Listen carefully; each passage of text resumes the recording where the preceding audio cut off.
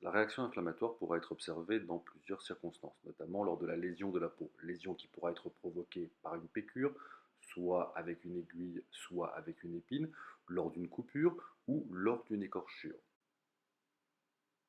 Cette réaction inflammatoire s'accompagne de 4 symptômes: la rougeur, la chaleur, la douleur et le gonflement. On va pouvoir ainsi observer du pus, le cas échéant. Voyons maintenant ce qui se passe à l'intérieur de votre corps.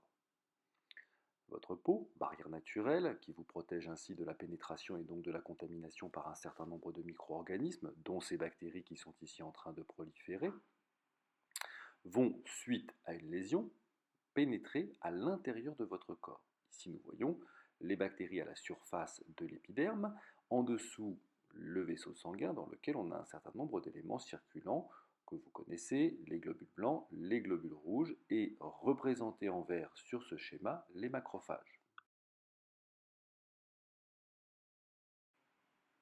Voici les macrophages au microscope. Les bactéries qui ont ainsi pénétré à l'intérieur de votre corps vont être reconnues. Cela va avoir pour conséquence une réaction, le gonflement, la dilatation des vaisseaux sanguins, ce qui s'accompagne d'une sortie d'un certain nombre de cellules, dont vos macrophages. Ce sont ces macrophages qui vont intervenir dans le cadre d'une réaction qu'on appelle la phagocytose. Première étape, le macrophage rentre en contact avec la bactérie, on a ce qu'on appelle le phénomène d'adhésion. Puis, cette bactérie va être ingérée, c'est donc l'étape d'ingestion.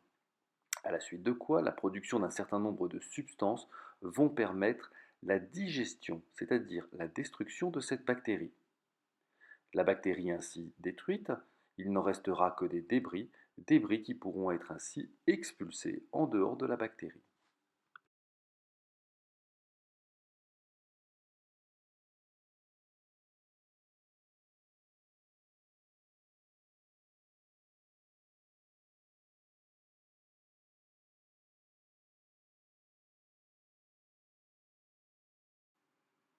Voyons maintenant ce que l'on observe au microscope électronique lors de la réalisation de la phagocytose, ce phénomène cellulaire qui est constitutif de la réaction inflammatoire.